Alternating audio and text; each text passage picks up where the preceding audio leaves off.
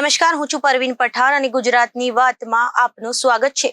નજર કરીએ મુખ્યના વિશેષ સમાચારો પર. હિન્દુવાદી નેતાઓને ધમકી આપનાર મૌલવી ઝડપાયો. પાકિસ્તાન, નેપાળ સહિતના દેશનું ખુલ્યું કનેક્શન. જાણો સમગ્ર માહિતી શું છે. હસતા રમતા પરિવારનો કૌંઢુણ અંજામ. મોભીએ શેરડીનો જ્યુસમાં ઝેર ભેળવીને બધાને પીવડાવ્યું. જાણો સમગ્ર કારણ શું છે. કપરી પરિસ્થિતિમાં યુપીએસસી પાસ કરનાર ગુજરાતના આ યુવાનને આપ્યો સફળતાનો મંત્ર. જાણો કેવી રીતે. ગુજરાતમાં એક મોટી આગાહીથી લોકોમાં ફફડાટ. આગામી દિવસોમાં બની રહેશે ગરમીનો જોર. જાણો સમગ્ર માહિતી શું છે. ગુજરાતમાં સ્થિત છે એક અનોખું ગામ. 5 ભાઈઓએ મળીને બનાવ્યું આખું ગામ. એક જ પરિવારના છે બધા સભ્યો. જાણો સમગ્ર જાણકારી શું છે.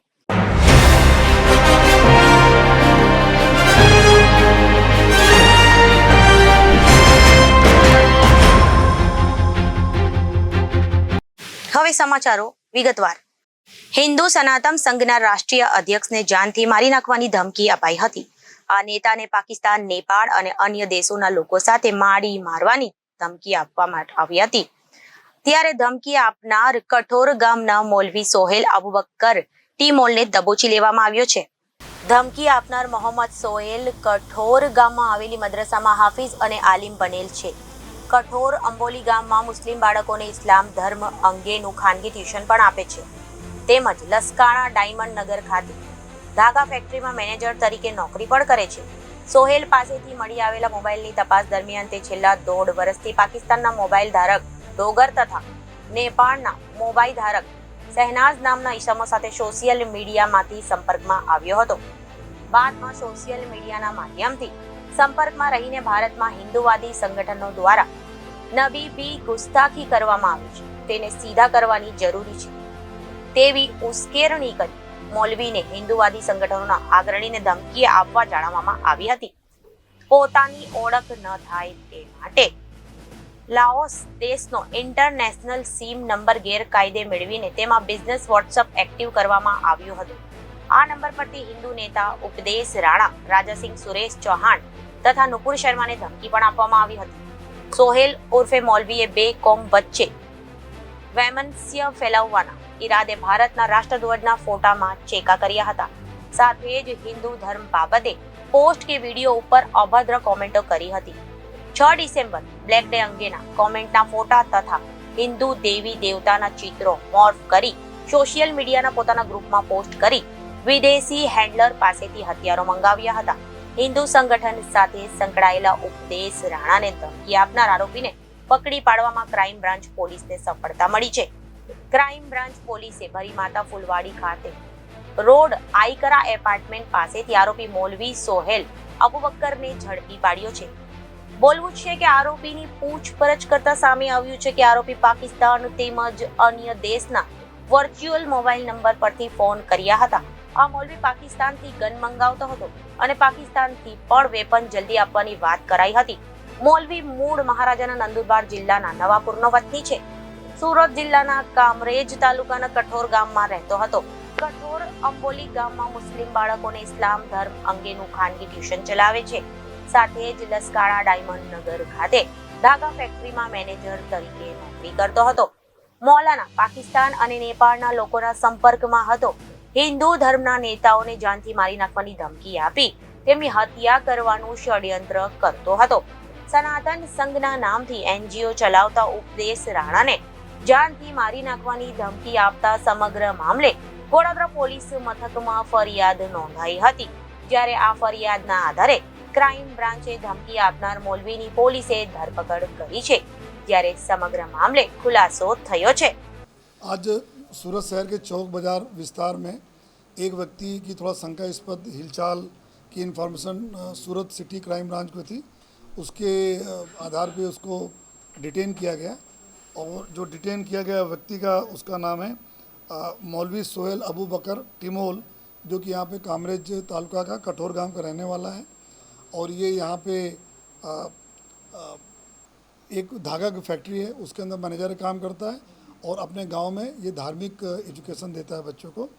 तो इसके जब ये इसको डिटेन किया गया, इसके मोबाइल फ़ोन में से बहुत सारी ऐसे भी चैटिंग और कॉल्स डिटेल मिली जिसके अंदर जो ये यहाँ पे जो राष्ट्रीय सनातन संघ के राष्ट्रीय अध्यक्ष हैं मिस्टर उपदेश राणा जो एक हिंदूवादी लीडर है, उनको जो है मारने का पूरी प्लानिंग, उसके साथ साथ एक एमएलए, हिंदूवादी एमएलए हैं हैदराबाद के श्री राजा सिंह जी, नुपुर शर्मा, और इन लोग को जो इन्होंने, और सुदर्शन चैनल के एडिटर इन चीफ हैं सुरेश चौहान जी, इनको धमकी देने का और इनको टारगेट करने के लिए इन लोग की पूरी चैटिंग और पूरी प्लानिंग उसमें इनके मोबाइल फ़ोन में से मिली, आरोपी के मोबाइल फ़ोन से।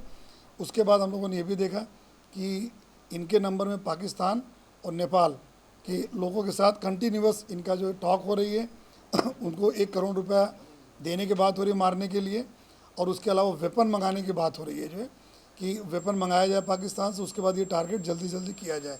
ये सारी जो चैटिंग्स मिली, उसके अलावा एक दूसरे धर्म की जो है धार्मिक भावना आहत हो, ऐसा भी बहुत सारे जो है ऑब्जेक्शनेबल बहुत सारी पोस्ट भी मिली उसमें से। तो उसके बेसिस पे चूँकि एकदम पूरा फेक डॉक्यूमेंट लेके वर्चुअल नंबर, एक लाओस जो कंट्री है उसका नंबर से ये ऑपरेट करते थे और अपने टारगेट को पाकिस्तान, नेपाल और ये नंबर जो सूरत का जो नंबर है जो लाओस के वर्चुअल नंबर है उसको करके ये अपने टारगेट को कनेक्ट कर लिया करते थे ग्रुप में, और उसको जान से मारने की धमकी देना और ये गाली गलौज वगैरह करते थे जो। तो उपदेश राणा की इसके बारे में एक पिछले महीने मार्च के महीने में सूरत में भी एक गुना भी दाखिल कराया था उन्होंने कि उनकी जान से मारने की धमकी दी गई। तो इसमें वो भी निकला, सारी कॉल डिटेल्स, फ्रीक्वेंट इनके साथ कॉल पे बातें हो रही हैं, चैटिंग हो रही हैं अपने टारगेट को टारगेट करने के लिए। तो इसको दिशा में अभी पूरी क्राइम ब्रांच की टीम अलग अलग टीम बना के कार्रवाई कर रही है।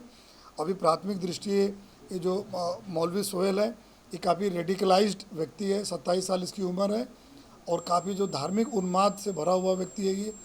तो और क्या क्या ये लोग करने वाले थे, किसी और को टारगेट करने वाले थे, कब करने वाले, इनके साथ कौन है, वो हमारी अभी इन्वेस्टिगेशन चल रही है। इनके जो पाकिस्तान से कनेक्शन है वो किस तरह के लोग हैं पाकिस्तान से? पाकिस्तान का जो नंबर है +92 का नंबर है, नेपाल का नंबर है। तो वहाँ पे जो हम लोग अभी अंदेशा है कि वहाँ का हैंडलर है, कोई हैंडलर के साथ ही कांटेक्ट में, उसके लिए हमें जो कंसर्न एजेंसीज़ हैं उनके साथ भी हम लोग कांटेक्ट कर रहे हैं। सर, ये घटना को कब अंजाम देने वाले थे, ऐसा कुछ टाइम पीरियड इन्होंने बताया? ये जल्दी से जल्दी इसको कि एक टारगेट हमारा गुजरात में ही है और ये इनका हिंट जो उपदेश राणा की तरफ था कि टारगेट है उसको जल्दी जल्दी अंजाम देने का है, वेपन जल्दी भेजो तो ये अंजाम दिया जा सके जो है। इस तरह की पूरी अभी उसके अंदर चैटिंग है।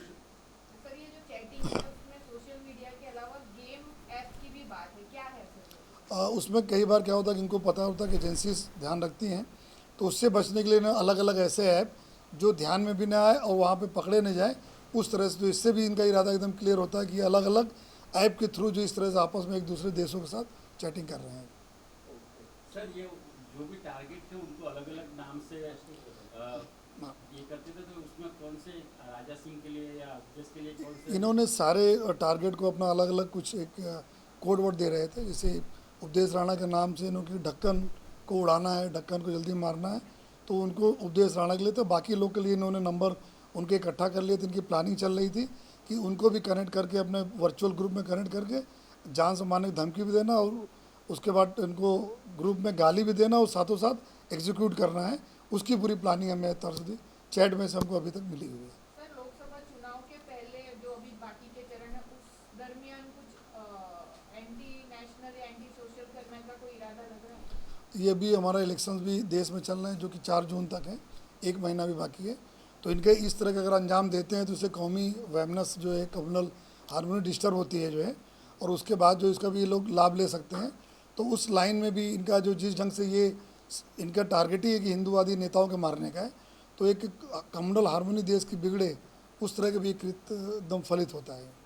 प्राथमिक पूछताछ में सर उसने कुछ ऐसा बताया कि इन लोगों को टारगेट क्यों करना चाहता था, क्या वजह थी, उसको किस बात से खराब लग रहा था? इनको लगा ये सारे लोग जो है इस्लाम के विरुद्ध इन्होंने कभी बोला है, कभी इन्होंने इनका जो रवैया रहा है वो जो प्रो हिंदूवादी ज़्यादा रहता है, इस्लाम पे इन्होंने कभी कभी कमेंट्स करते हैं। तो इन्होंने ये बोला है कि नबी की गुस्ताखी में जिसने जो गुस्ताखी किया उसको किसी को छोड़ा नहीं जाएगा, उसको जो हम लोग हेल में मतलब नर्क में भेज देंगे जो है। तो इस कोड के अंदर इनका सारा ग्रुप की चैटिंग वगैरह होती थी। सर, मौलाना का पूरा प्रोफाइल क्या है, कितनी एज है, कहाँ रहता था, इनकी फैमिली? मौलाना ये कामरेज तालुका है सूरत ज़िले का, वहाँ पे कठोर गांव है, कठोर गांव का वतनी है ये, 27 साल उम्र है इसकी है। और ये अपने दो धागा फैक्ट्री में मैनेजर के साथ साथ अपना कठोर गांव में बच्चों को धार्मिक जो एजुकेशन भी देने का काम करता है। देखिए, मुझे कंटिन्यू थ्रेट आ ही रही है, और थ्रेट ही नहीं, आपको ज्ञात होगा 2022 में एक बार गुजरात एटीएस ने जो ये खुलासा किया था कि किशन भरवाड़ जो एक हिंदूवादी अपना भाई था, उसकी हत्या कर दी गई थी, तो उसके बाद भी जब उसकी जांच हुई तो उसमें एटीएस ने मेरा भी नाम पाया था। कमलेश तिवारी जी की जब हत्या हुई, वो हत्यारे सूरत के थे और उस टाइम भी मैं टारगेट पर था। तो ये तो सिलसिला जारी है। तो कल उसी क्रम में एक एफआईआर और दर्ज हुई है, उसमें कहा गया था कि उपदेश राणा तेरी गर्दन हम उतार लेंगे, सूरत में किस जगह रहता है, हमारा पूरा ग्रुप तेरे को ढूंढने में लगा हुआ है। कहाँ से लोग हैं, क्या बताया था आपको, कितनी बात? देखिए, फोन तो मुझे मानिए आपको कि कोई दिन शायद ऐसा जाता हो जिस दिन कॉल ना आती होंगी, और सिर्फ ये फोन तक ही सीमित नहीं है, ये पीछे लगे हुए हैं, ये खुद एजेंसियों की रिपोर्ट साबित कर रही है। और ये तो नहीं बताया कहाँ से है, बस इतना जरूर कहा कि महाराष्ट्र से पूरा ग्रुप लगा हुआ है।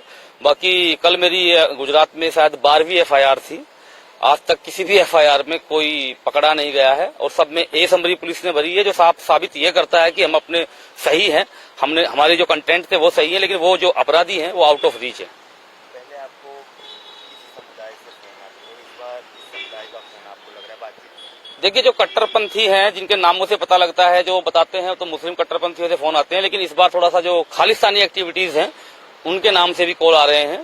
तो दोनों तरफ से मुझे जो है थ्रेट मिल रहा है। सरकार ने आपको एक सिक्योरिटी दी, अब आप आगे क्या मांगे? देखिए, मैं सरकार से किसी कैटेगरी पर तो नहीं कहना चाहूंगा, मैं ये कहना चाहूंगा जो सुरक्षा मेरे लिए पर्याप्त है वो सुरक्षा दें, क्योंकि जो मेरे साथी थे कमलेश तिवारी, जब उनका मर्डर हुआ तो उनको मेरे ख्याल से 5 गनमैन मिले हुए थे।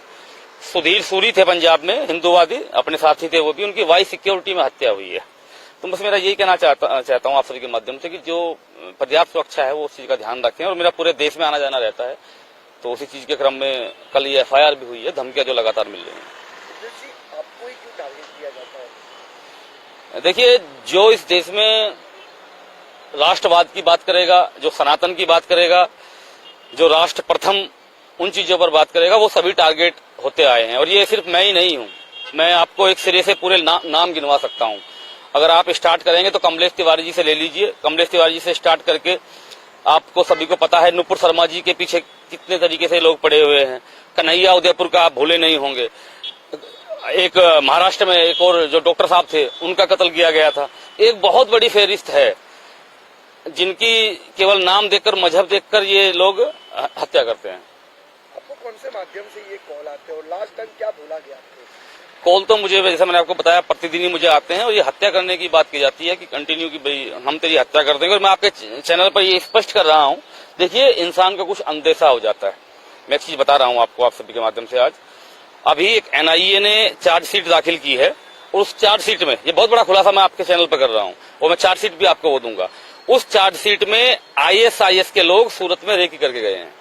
ये मैं नहीं कह रहा हूँ, ये एनआईए की चार्जशीट कह रही है, जो भी जनवरी में फाइल की है कि 2023 में रेकी हुई, जिसकी एनआईए ने 2024 जनवरी में अभी चार्जशीट की है। उन्होंने ये कहा है कि सूरत में हिंदूवादी लोगों की रेकी तक हो गई है आईएसआईएस की। ये एनआईए ने ऑन रिकॉर्ड बोल दिया है। तो मुझे ये प्रशासन या सरकार बताए कि सूरत में कितने हिंदूवादी हैं, या किन किन लोगों की रेकी हुई है, और उनके दफ्तरों की भी हुई है, उनके घर की भी हुई है, उनके रूट की भी हुई है। ये मैं आपको बिल्कुल सबूत के साथ बोल रहा हूँ।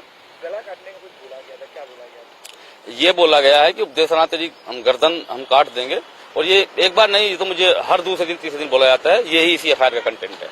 વડોદરામાં આપઘાતનો અજીબોગરીબ કિસ્સો સામે આવ્યો છે। શેરડીનો કોલું ચલાવનાર શખ્સે પરિવારના તમામ સભ્યોને શેરડીના રસમાં ઝેર ભેળવીને પીવડાવી દીધું હતું। બાદમાં પોતે પણ આપઘાતનો પ્રયાસ કર્યો છે। આ કિસ્સામાં સસરા પુત્ર વધુના રહસ્યમય રીતે મોત નીપજ્યા છે, જ્યારે પિતા પુત્રની હાલત ગંભીર છે।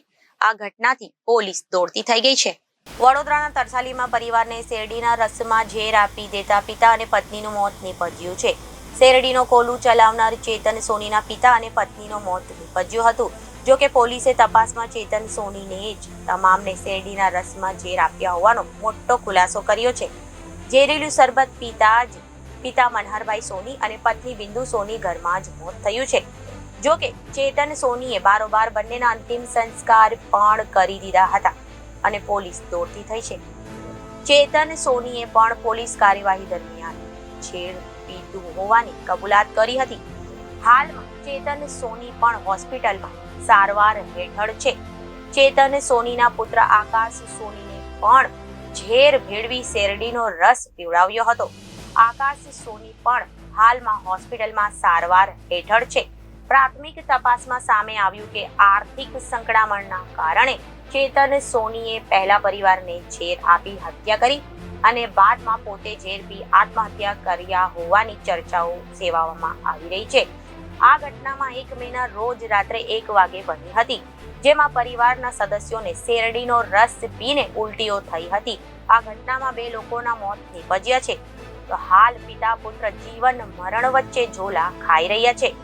જામનગર ખાતે રહેતા અને મૂળ ગીર સોમનાથના પંથકના માવતર ઘરના યુવાનને ભયંકર પ્રતિકૂળ પરિસ્થિતિ વચ્ચે પણ યુપીએસસી જેવી કઠિન પરીક્ષા પાસ કરી પોતાની તાકાતનો પરચો બતાવી દીધો છે. ખાસ વાત તો એ છે કે એક પણ ખાનગી ટ્યુશન નહીં, અરે છોડો વાંચવા માટે એક અલાયદા રૂમની પણ વ્યવસ્થા છે અને આ યુવાનને ઝળહળતી સિદ્ધિ હાસિલ કરી સાર્થક કરી બતાવ્યું છે. પરિશ્રમ વગર પ્રભુ પ્રાપ્તિ શક્ય નથી. તો આજના યુવાનો જે પરીક્ષાની તૈયારી કરી રહ્યા છે તેઓએ શું કાળજી લેવી જોઈએ તે અંગે આ યુવાનોનો સંદેશો પાઠવ્યો છે. તાજેતરમાં યુપીએસસી ફાઇનલનું પરિણામ જાહેર થયું છે, જેમાં ગુજરાતના 25 સહિત દેશના 1016 યુવાઓએ બાજી મારી છે. મૂળ ગીર સોમનાથના પંથકના અને હાલ જામનગરમાં રહેતા આકાશ ચાવડાએ યુપીએસસી ફાઇનલની પરીક્ષા પાસ કરી 1007મો રેન્ક મેળવ્યો છે. આર્થિક પરિસ્થિતિ ખૂબ જ ખરાબ હોવા છતાં યુવાને હિંમત હારી ન હતી. તેઓએ એક પણ જાતના મોંઘી ફી ભરીને ટ્યુશન રાખ્યું નથી. માત્ર જાત મહેનત જિંદાબાદ સાથે આ યુવાને પહાડ જેવી સફળતા મેળવી લીધી છે. યુવાનોને સંદેશ આપતા આકાશે જણાવ્યું હતું કે ઘરેથી તૈયારી કરીને પરીક્ષા પાસ કરવી અઘરી બેશક છે, પરંતુ અશક્ય નથી.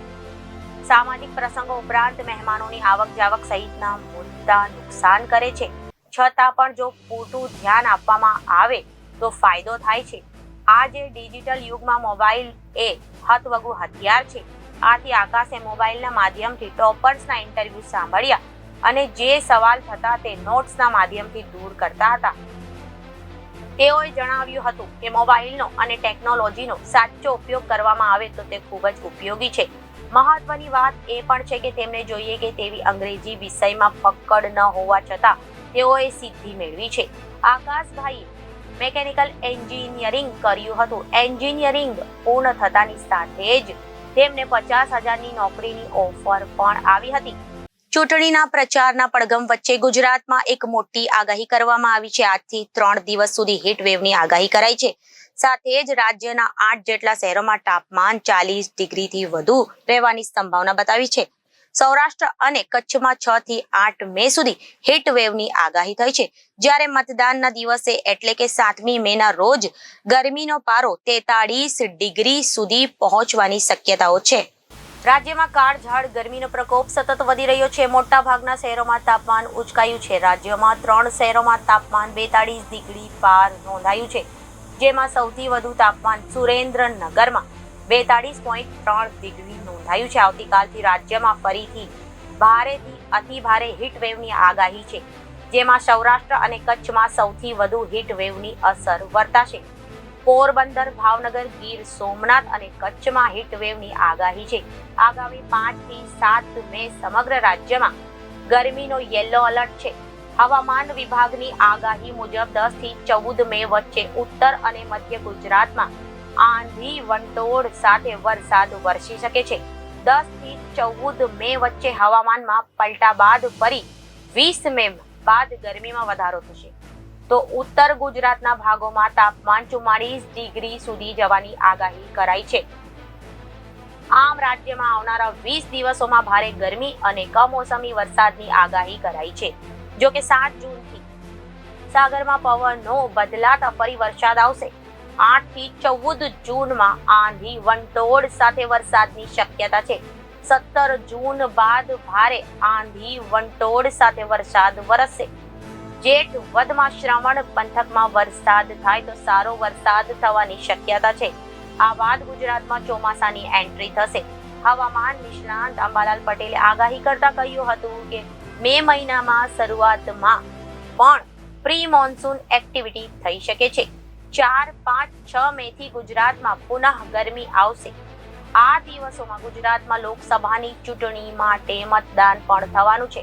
આ બાદ 10 થી 14 મે વચ્ચે પ્રી મોન્સૂન એક્ટિવિટી ભારે આંધી વંટોળ સાથે રહેવાની શક્યતા છે. તેના બાદ 20 મે થી ફરીથી ગરમી વધશે. આ બાદ ફરીથી 24-25 મે થી પ્રી મોન્સૂન એક્ટિવિટી રહેશે, જેમાં 24 મે થી 4 જૂન વચ્ચે આંધી વંટોળ સાથે વરસાદ વરસશે. મે મહિના દરમિયાન સંભવિત તાપમાન અને વરસાદ અંગેની માહિતી આપતા કહ્યું હતું કે દક્ષિણ રાજસ્થાન, પશ્ચિમ મધ્યપ્રદેશ, વિદર્ભ, મરાઠવાડા અને ગુજરાત પ્રદેશમાં 8 થી 11 દિવસ ગરમીના મોજાના દિવસો અપેક્ષિત છે. રાજસ્થાન, પૂર્વ મધ્યપ્રદેશ, પંજાબ, હરિયાણા, ચંદીગઢ, દિલ્હી, ઉત્તર પ્રદેશ અને છત્તીસગઢના કેટલાક ભાગો, આંતરિક ઓડિશા, ગંગા, પશ્ચિમ બંગાળ, ઝારખંડ, બિહાર, ઉત્તર આંતરિક કર્ણાટક અને તેલંગાના ભાગોમાં 5 થી 7 દિવસ બાકી રહેશે. બપોરે 2 થી 4 ઘરની બહાર ન નીકળવા માટે તંત્રએ સલાહ આપી છે. ગરમી વધવાની શક્યતાને પગલે તંત્રએ સચેત તેમજ સાવધાની વર્તવા સૂચન કર્યું છે. બાળકો, ગર્ભવતી મહિલાઓ અને વૃદ્ધોને ખાસ પૂરતા પ્રમાણમાં પાણી પીવાની સલાહ અપાઈ છે. તો લોકોને ઘરે બનાવેલા લીંબુ શરબત, વરિયાળી શરબત જેવા ઠંડક પ્રવાહી પીવા માટે સલાહ અપાઈ છે.